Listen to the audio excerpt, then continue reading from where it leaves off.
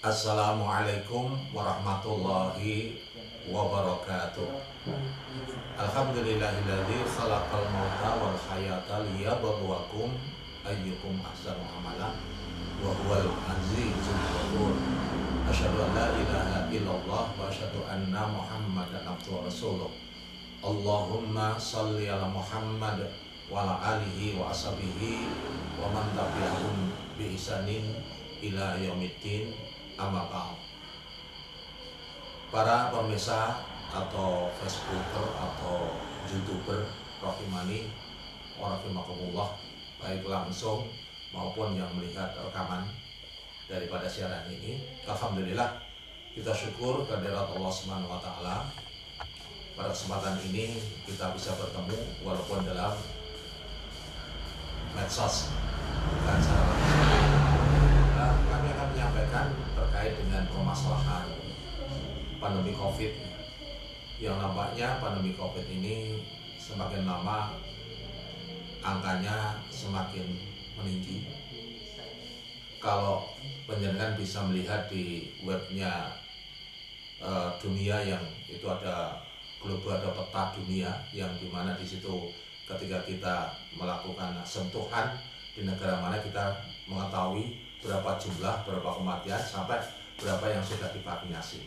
Ternyata angka sekarang sudah menyentuh seluruh dunia 109 juta lebih. Bayangkan, 109 juta lebih.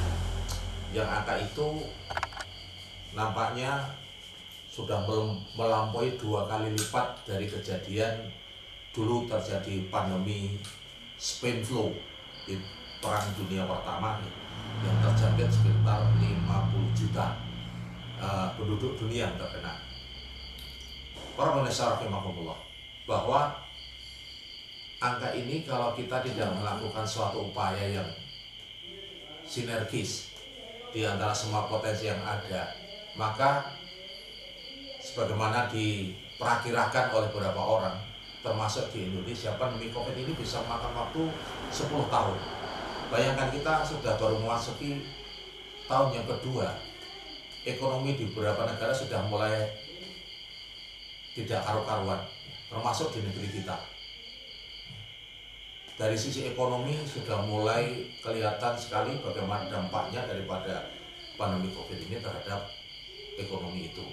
Sehingga monggo kita sebagai umat Islam khususnya bisa ikut nyengkuyung lah untuk bagaimana agar pandemi COVID ini segera berakhir. Walaupun di dalam agama kita secara luar biasa, para pemirsa, kita itu mempunyai satu kebiasaan hidup yang sebetulnya sangat bagus sekali. Nah, secara ringkas kami sampaikan nih bahwa angka sekarang sudah 109 juta di dunia, angka COVID-19 yang confirm, di mana 25%-nya justru ini didominasi oleh negara adidaya, adikuasa, Amerika Serikat, ya, mbahnya demokrasi. Di sana yang terjangkit sudah 29 juta, bayangkan. Jadi sudah 25% dari angka dunia yang terjangkit ada di Amerika Serikat. Kemudian di Eropa juga rata-rata di negara-negara yang Eropa yang besar seperti Inggris, Spanyol, Jerman, Prancis, Rusia, ini sudah menyentuh rata-rata 2,5 sampai 3 juta. Indonesia sementara ini sudah 1.200.000, dan kita juara di Asia Tenggara. Nah, oleh karena itu ini merupakan satu angka yang cukup mengkhawatirkan kita, dan khususnya untuk di Kabupaten Sukoharjo kemarin kita sudah rada ayem, ya. 3-4 hari itu sudah mulai menurun di bawah 30 per harinya. Sekarang sudah meningkat 51 kasus. Mudah-mudahan ini hanya kejutan karena kemarin hari Ahad, sehingga 2 hari terakumulasi menjadi 51 kasus baru. Mudah-mudahan besok sudah tidak terjadi seperti itu. Harapan kita dengan adanya PSBB atau apa istilahnya PMKK atau apa itu, ya, itu akan memberikan satu efek yang cukup signifikan terhadap penurunan kasus daripada itu. Para pemirsa rahimakumullah, sebenarnya di dalam agama kita itu sudah ada contoh yang cukup bagus, ya, bagaimana dulu terjadi wabah taun di zaman Khalifah Umar bin Khattab. ketika Syam ini ditaklukkan oleh kekhalifahan Umar bin Khattab, di mana kemudian diutus Abu Ubaidah sebagai gubernur di Syam, maka pada saat itu Umar bin Khattab selaku khalifah dengan beberapa sahabat ingin mengunjungi Syam. Tapi begitu tiba di perbatasan itu diberitahu oleh masyarakat di situ bahwa di Syam baru terjadi wabah. Maka Umar bin Khattab pada saat itu berhenti dulu untuk bermusyawarah. Bagaimana kita menghadapi itu? Apakah lanjut ke Syam atau kita kembali ke Madinah? Kebetulan di situ ada beberapa sahabat yang cukup ternama, bahkan Abu Ubaidah selaku gubernur itu sudah menyemput di perbatasan. Termasuk di situ ada Mu'az bin Jabal, salah satu daripada sahabat Rasulullah yang cukup tersohor. Nah, pada saat itu terjadi musyawarah dan ada yang menginginkan lanjut ya ke Syam, ada yang menginginkan kembali ya, ada yang menunggu begitu ya. Dan akhirnya ada sahabat yang paling sepuh namanya Abdurrahman bin Auf itu teringat akan salah satu hadis Rasulullah, salah satu sabda Rasulullah. Wahai Amirul Mukminin, saya teringat Rasulullah itu pernah menyampaikan satu sabdanya. Idza sami'tum bi ta'una bi ardin fala tadkhuluha. Manakala kamu mendengar ada suatu wabah ta'un di suatu tempat, kamu jangan masuk. Wa idza waqa'a wa antum biha. Tapi manakala kamu sudah terlanjur masuk, fala takhruju minha. Kamu jangan keluar dari itu. Yang kemudian ini diistilahkan sebagai teori karantina, atau bahasa sekarang itu yang sementara itu lockdown. Dilakukan satu lockdown. Jadi Rasulullah, kalau kamu di situ mendengar ada penyakit wabah di suatu wilayah, lockdown, jangan kamu masuk. Sementara yang ada di dalam tidak boleh keluar. Nah, ini teori karantina. Yang itu ternyata dalam pandemi COVID kemarin itu beberapa negara, beberapa kota yang paling agresif itu Cina malahan, yang di mana asal daripada COVID-19 itu dari Wuhan, Cina. Di sana dilakukan lockdown dan ternyata diikuti oleh kota-kota yang lain. Dan angka di Cina itu yang penduduknya itu 1,5 miliar. Itu tidak sampai 100.000 yang terkena para pendengar, para pemirsa rahimakumullah. Bayangkan di negara Amerika yang penduduknya mungkin hanya 300 juta atau 1/5 dari Cina, ya. Ternyata justru yang terkena 29 juta, bayangkan. Karena Amerika itu negara bebas, negara demokrasi, pakai masker terserah, nggak pakai masker terserah, mau social distancing terserah, tidak terserah, itu urusanmu sendiri kan itu. Di negara-negara demokrasi seperti itu, termasuk di negara Eropa, itu angkanya cukup tinggi. Jadi istilah daripada karantina itu sudah dikenal sejak zaman Khalifah Umar bin Khattab sebagai Amirul Mukminin pada saat itu. Ini yang pertama. Kemudian ternyata setelah diputuskan dengan sabda Rasulullah yang disampaikan oleh Abdurrahman bin Auf, kemudian akhirnya Umar bin Khattab dan sahabat-sahabat itu kembali ke Madinah. Walaupun Abu Ubaidah sebagai seorang gubernur dia kecewa gitu ya. Bahkan oleh Umar bin Khattab, kamu kembali aja wahai Abu Ubaidah sama Mu'az bin Jabal, kembali ke Madinah, di sana baru bahaya, ada penyakit taun. Tapi jawab Abu Ubaidah cukup membuat satu apa yang merinding ya, bulu kuduk kita para pemirsa rahimakumullah. Apa yang disampaikan begini, wahai Amirul Mukminin, saya pernah mendengar bahwa Rasulullah pernah bersabda. Jadi begitu dalil dijawab dengan dalil gitu nih. Bahwa ketika seseorang itu mati karena wabah, maka dia matinya adalah mati syahid. Maka ketika saya menjadi gubernur, saya diamanai menjadi gubernur, saya ingin hidup bersama rakyat. Kalau mati, saya ingin mati bersama rakyat. Ini luar biasa nih Abu Ubaidah. Dan ternyata tidak beberapa waktu kemudian Amirul Mukminin mendengar kabar bahwa Abu Ubaidah itu meninggal, disusul Mu'az bin Jabal dikarenakan oleh wabah itu. Maka setelah Umar bin Khattab kemudian diangkat menggantinya, yaitu Amr bin As, seorang gubernur Mesir ya, kemudian untuk menjadi gubernur di Syam. Dan ini cerdiknya Amr bin As ini, Dia mengatakan begini, bahwa wabah itu ya bagaikan api, sedang manusia itu adalah kayu. Jadi manakala kayu itu berkumpul, maka api itu akan membesar. Artinya kalau orang itu berkumpul, maka wabahnya itu akan semakin besar. Maka jalan terbaik adalah kayu itu harus dipisah. Kayunya dipisah. Maka kemudian oleh Amr bin As, penduduk Syam itu diminta untuk berpencar. Ada yang di gunung-gunung, ada yang di lembah, ya pokoknya berpencar. Dan akhirnya apa yang menjadi perakiraan dari Amr bin As betul. Ternyata tidak lama kemudian wabah itu dengan sendirinya berhenti. Yang kemudian sekarang diistilahkan dengan social distancing, jaga jarak, ya, tidak ada kerumunan dan sebagainya. Itu adalah awalnya seperti itu. Bahkan ini menjadi satu ikon di Chicago. Di Chicago ya. Di Chicago itu gedung tinggi itu ada tulisan ya bahwa Rasulullah bersabda bla bla bla gitu ya. Intinya kalau terjadi wabah itu untuk jaga jarak. Ini luar biasa. Jadi ada istilah social distancing, kita menjauhi kerumunan, ada lockdown. Itu sebenarnya di dalam agama kita sudah memberikan solusi sebetulnya, para pemirsa rahimakumullah. Sehingga sebetulnya kalau ini dilakukan sejak awal pandemi ini ada, seolah itu tidak akan menyebar sedemikian rupa. Jadi bukti seperti di negara Cina ya, di negara Cina itu yang penduduknya 1,5 miliar. Angka kejadiannya nggak sampai 100.000, bayangkan. Dan sekarang yang aktif itu tinggal kurang dari 1.000 angkanya. Sementara di negara-negara Islam seperti katakanlah Arab Saudi. Arab Saudi ini karena sudah juga terkontaminasi dengan angka kejadiannya sudah menyentuh angka 370.000 penduduk yang terkena dari sekitar 15 juta penduduk dari Arab Saudi. Itu sudah dilakukan upaya. Masjidil Haram di lockdown. Sampai sekarang masih dibuat sedemikian rupa nih.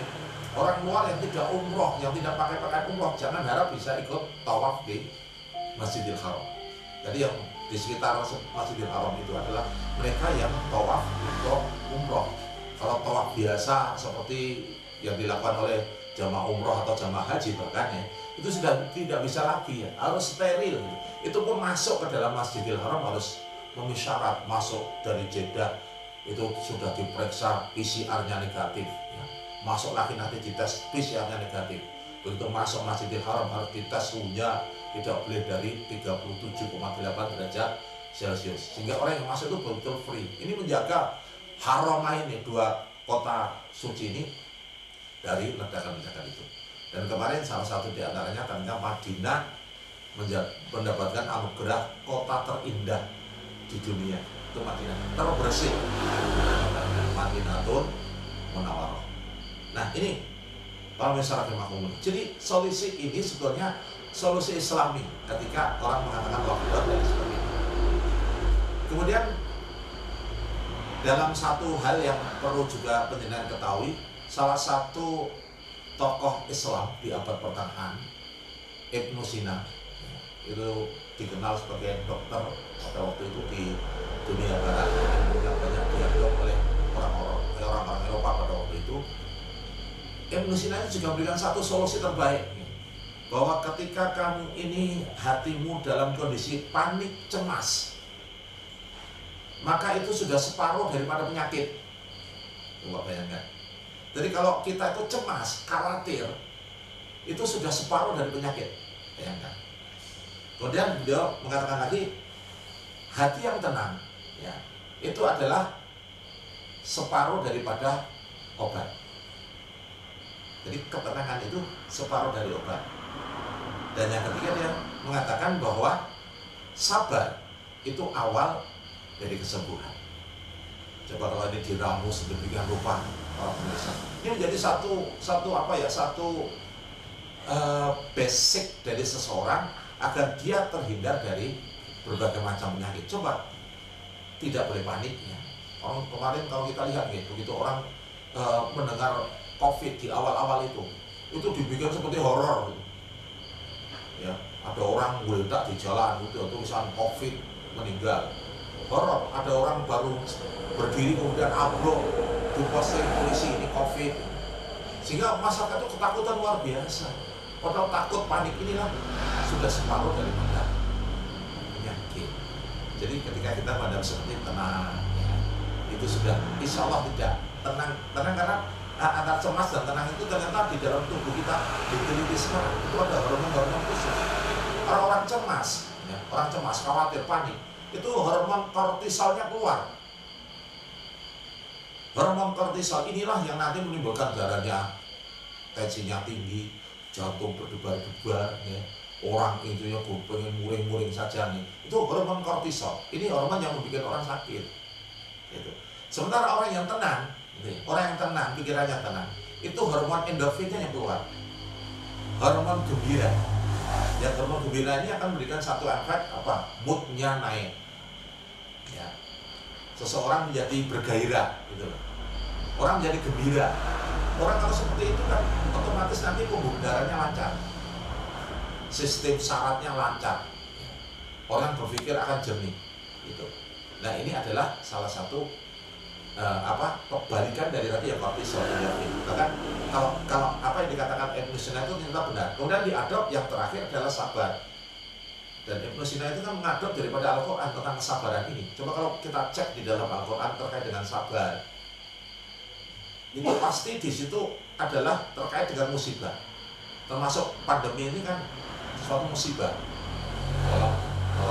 Walakum syai'un minal khauf wal ju' itu dalam surah Al-Baqarah 15516 itu di endingnya kan wabasyiris sabirin alladzina idza asabathum musibah qalu inna lillahi wa inna ilaihi raji'un. Itu kan wabasyiris sabirin. Jadi ketika ada musibah itu berilah kabar gembira kepada orang-orang yang sabar. Cek silakan di ayat-ayat yang terkait dengan itu. Kalau di dalam Quran surat Luqman itu yang menasihati kepada putranya, ya bunaya aqimis shalah waqimis shalah wa'mur bil ma'rufi wanha 'anil munkar wasbir 'ala ma asabak. Sabarlah ketika kamu menghadapi musibah.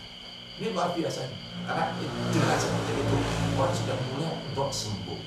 Jadi monggo ini di kamu fase dengan tadi tentang lockdown, tentang social distancing, mestinya sekarang pakai masker ya.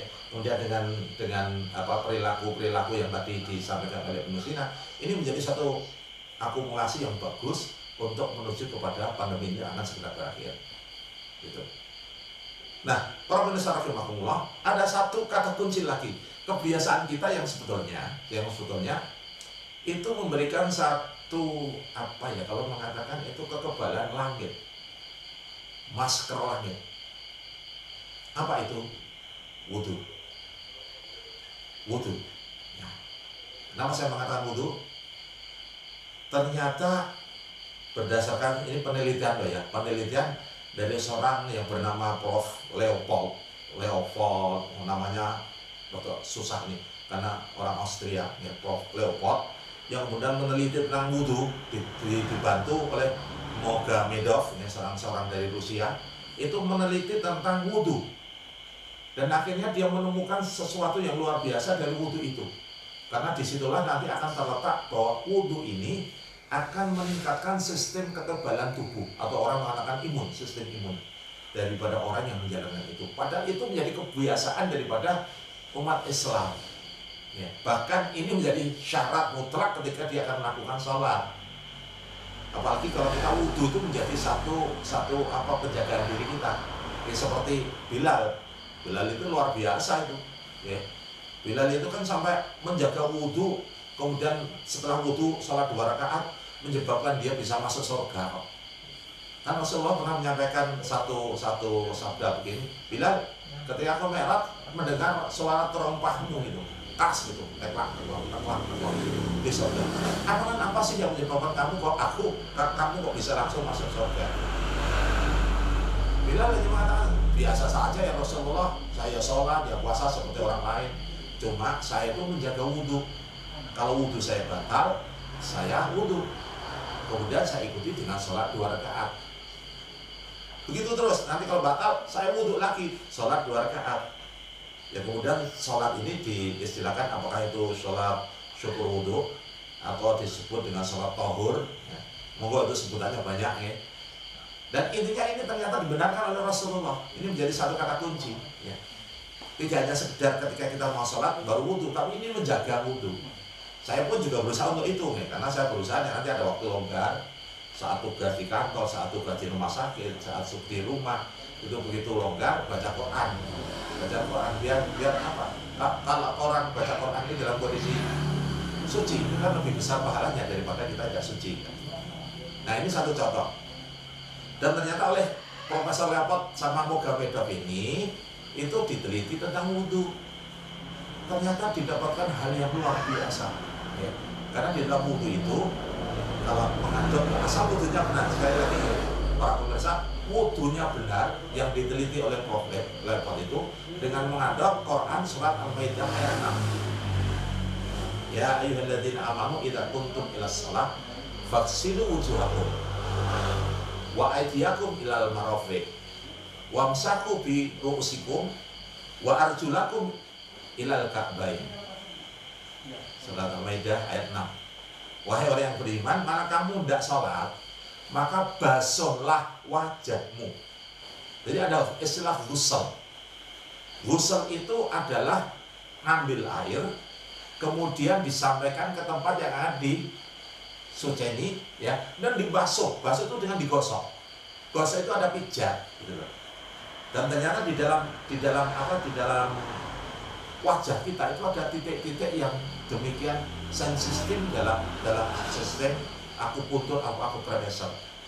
Akupuntur, akupressor itu ada titik-titik yang sangat sensitif, di mana nanti kalau itu dipacu itu akan menyebabkan tubuh kita itu sistem imunnya akan meningkat. Nanti akan saya ceritakan. Itu. Kemudian ini yang menjadi satu catatan kita, bahwa ini juga untuk koreksi dari kita semua, ya. Begini, redaksi daripada ayat tadi, ya, wa aidiyakum ilal marafiq. Jadi kalau kita lihat wa aidiyakum, tanganmu sampai ke siku, itu wudhu yang benar. Karena kebanyakan yang saya lihat itu ketika orang wudhu, tangannya itu adalah siku dulu ke tangan. Padahal redaksi daripada ayat ini adalah wa aidiyakum ilal marafiq, dari A ke B, gitu loh. Dari Sukoharjo ke Solo. Kalau Solo ke Sukoharjo ya gak akan ketemu, gitu loh. Gak akan sampai. Maka ayat ini kenapa disebutkan demikian? Kemudian di dalam hadis termasuk menyela-nyelai, baik itu di kaki maupun di tangan, sela-sela. Dan ternyata ini diteliti ini oleh Mogamedov tadi. Di sela-sela jari kita itu titik akupuntur ada yang namanya basi, titik basi dalam bahasa Cina. Ini yang nanti akan mengaktifasi sistem imun yang ada di dalam tubuh kita. Ya. Bahkan dalam satu penelitian lebih lanjut, itu ternyata kelenjar getah bening kita dengan wudhu yang benar loh ya, bukan tadi yang terbolak-balik tadi. Karena dengan sistem air, coba kita rasakan bedanya gitu. Antara ketika air itu misalnya yang nyawuk loh ya, kalau yang didokem nggak begitu terasa. Ambil air yang nyawuk itu pelan-pelan, nanti akan terasa alirannya dari tangan menuju ke siku. Ya. Ada aliran yang beda sensasinya dibanding dari sini ke sini. Nah, itu. Karena itu monggo, ini secara redaksi tadi ternyata itu mengaktifkan sistem pembuluh getah bening yang ada di tubuh kita. Dan kita tahu di pembuluh getah bening ini, di situ ada sel T limfosit dan sel B limfosit. Itu adalah tentara dan polisinya tubuh. Kalau itu diaktifasi, gitu, maka sistem patrolinya menjadi meningkat. Tentara dan polisinya giat untuk apa istilahnya, beredar ke seluruh tubuh, patroli ke seluruh tubuh. Ada musuh tembak, ya dibunuh, karena sistemnya jalan. Coba kalau itu tidak diaktifasi, ya musuh yang menengwahi kan gitu. Ini satu contoh. Jadi ini diteliti loh, sampai sedemikian rupa oleh Prof. Leopold sama Mogamedov tadi. Sehingga Leopold ini kemudian beralih menjadi orang Islam, namanya dirubah menjadi Baron Umar, Evenhef, yang terakhir Evenhef. Jadi Baron Umar, karena orang Australia itu namanya memang susah. Nah ini satu contoh, di dalam agama kita sudah sedemikian rupa. Jadi sekali lagi wujudnya yang benar. Mau kita cek, kita cek. Kemudian yang wa'idiyatul marafiq, wamsaku bil usiku, sapulah kepalamu. amsak. Ya. Amsak itu ibarat dengan yang busel. Kalau busel tadi harus airnya disampaikan ke tempat yang akan disusunya, diratakan dengan dipijat. Kalau amsak itu hanya disapukan. Amsak. Jadi airnya diambil, kemudian dibuang, sisa air yang ada di tangan disapukan ke mulai dari dahi, ya dahi, ditarik ke belakang sampai tengkuk, kembalikan lagi sampai ke depan, disapukan. Sisa air yang masih ada di telunjuk dan di jempol itu beroperasi di telunjuk ke dalam telinga, yang jempol ini di telinga yang luar. Operasi membersihkan itu. Karena al-udunain minarasi. Dua telinga ini bagian dari kepala. Dan di sini ada titik-titik akupuntur. Ya, ada akupuntur. Sehingga banyak ini dilakukan oleh ibu guru, bapak-bapak guru, jewer kuping muridnya ya. Dan ngateke gitu ya, jewer gitu ya. Kita pun kalau penjenengan dong ngantuk itu ya, ini dijewer, itu akan biak, itu karena ada titik-titik yang sensitif. Nah, ini kita lakukan setiap hari, berapa kali kita berwudu para pemirsa, dan itu sudah mengaktifasi sistem imun yang ada di dalam tubuh kita. Kalau itu jalan bagus, insya Allah itu sudah menjadi satu jaminan, itu adalah masker langit kita. Ya, kita sudah punya sistem imun yang luar biasa. Walaupun sekali lagi ya, ini bukan untuk istilahnya untuk menangkis COVID secara ansih, enggak. Karena tubuh kita itu tidak 24 jam siap kan gitu. Dan di sekitar kita juga tidak sama seperti kita, mereka siap untuk wudhu, siap pakai masker nih. Karena saya pernah meneliti tapi meneliti cara bodon gitu loh. Jadi saya naik mobil itu ngecek, saya ngitung sepeda motor yang berpapasan dengan saya. Dari 10 sepeda motor berpapasan, itu yang 2 sampai 3 tidak pakai masker. Artinya 25% tidak pakai masker naik sepeda motor. Padahal itu kalau di negara Qatar itu tangkap satu orang 8 juta. 8 juta. Di Arab Saudi sekitar 500.000. Kalau di tempat kita kan nggak pakai masker, nggak diapa-apain. Ya, pernah itu namanya ibu-ibu ditangkap nggak pakai masker, malah nyanyi nasyid, polisinya melu nyanyi ya. Lucu itu hukumannya. Ya harus tegas tak gitu. Ada efek jerah. Kalau hukum kita nggak pakai efek jerah ya mana do kapok. Nah ini para pendengar pemirsa rahimakumullah, ada sistem seperti itu. Nah kemudian ada sistem lagi yang kita juga senang. Kita tuh senang melakukannya, dan ternyata faedahnya kalau kita sesuai dengan yang disampaikan oleh Rasulullah, itu bagus untuk sistem kesehatan kita. Apa? Tidur. Kaget toh? Tidur. Karena dalam Al-Quran, wa min ayatihi manamukum billail, sebagian tanda dari kebesaran Allah itu aku jadikan tidurmu di waktu siang atau malam. Dan bahkan Rasulullah itu memberikan satu tip khusus hingga ketika tidur umat Samukas, yang itu diteliti oleh Profesor Chris Cosby dari Amerika. Diteliti dari berbagai macam orang tidur rumah, miring kanan, miring kiri, mengkurap, jengking ya, dan duduk atau bagaimana. Banyak 6 posisi tidur utama diteliti. Ternyata dia menemukan satu angka yang ajaib, yang luar biasa. Dari angka yang paling menyehatkan dan tidur yang berkualitas adalah tidurnya umat Islam, yaitu miring ke kanan menghadap kiblat. Diteliti itu. Kenapa? Ternyata miring ke kanan itu tidur yang berkualitas. Para pemirsa, kalau punya lihat tidur orang miring kanan, yang berada di atas adalah yang kiri, karena menghadap kanan.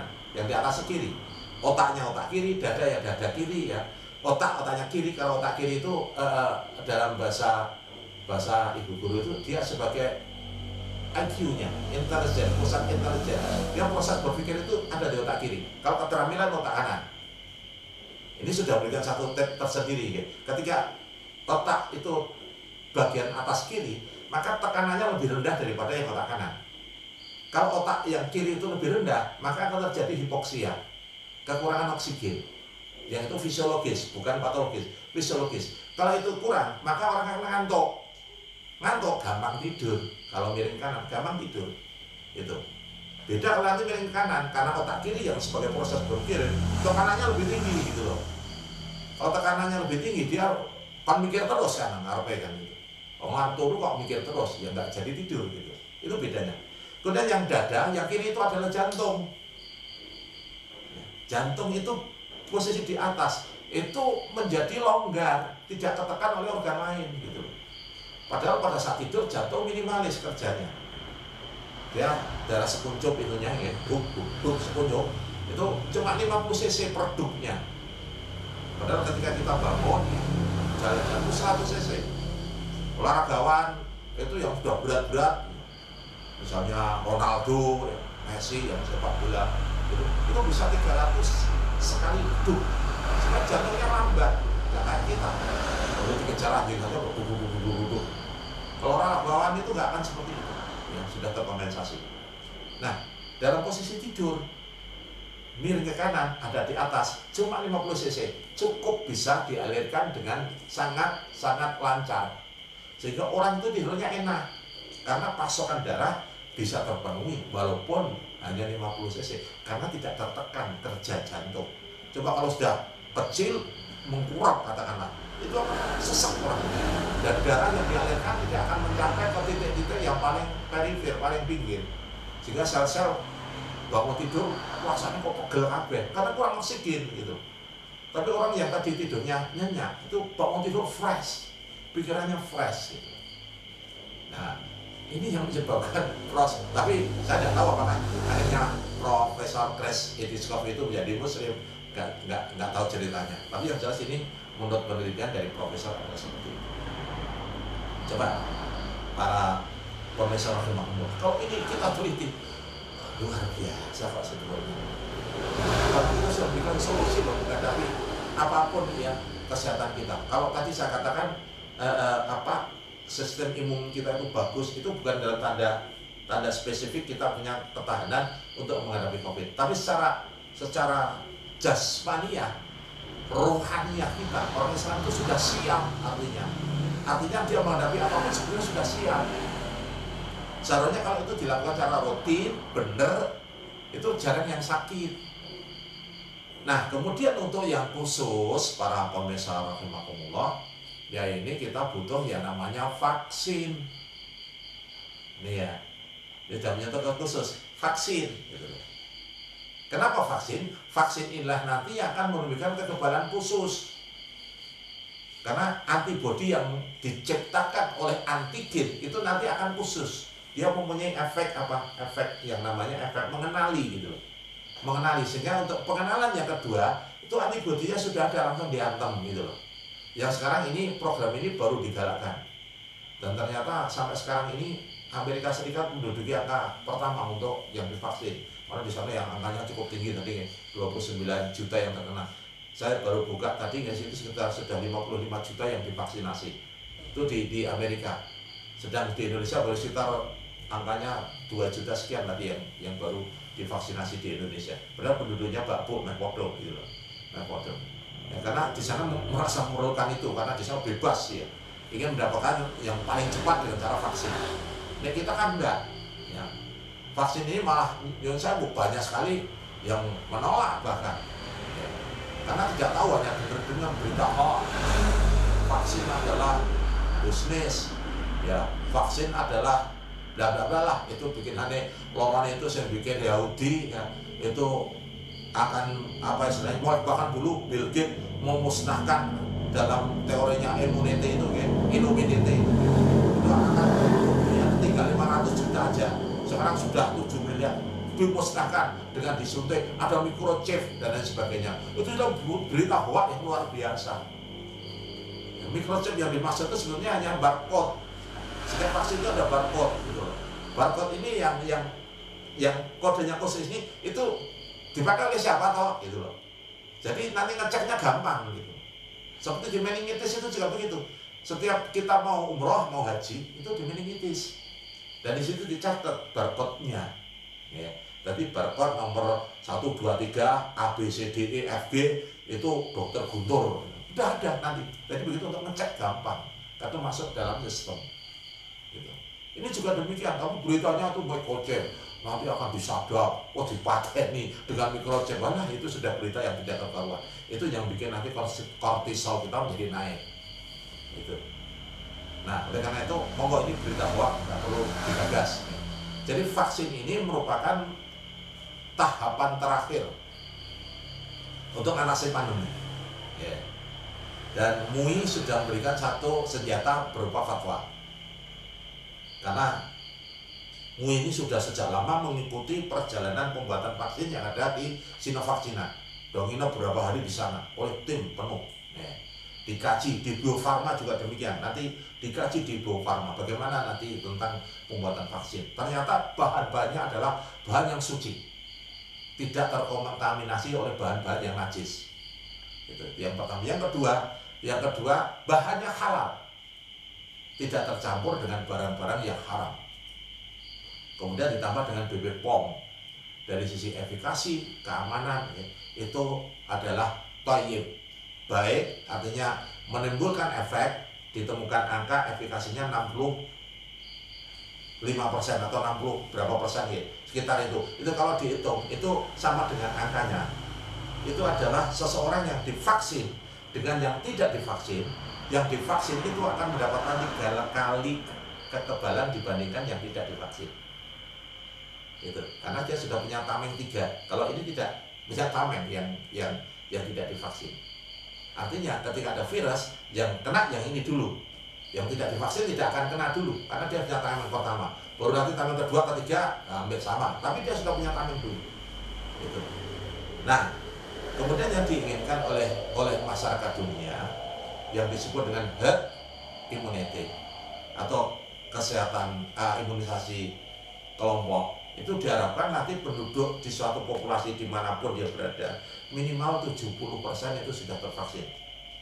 Itu nanti akan memberikan efek 30% yang tidak tervaksinasi karena kondisi tertentu, ya, mungkin dia manula yang sakit-sakitan tidak boleh diberikan vaksin, ya.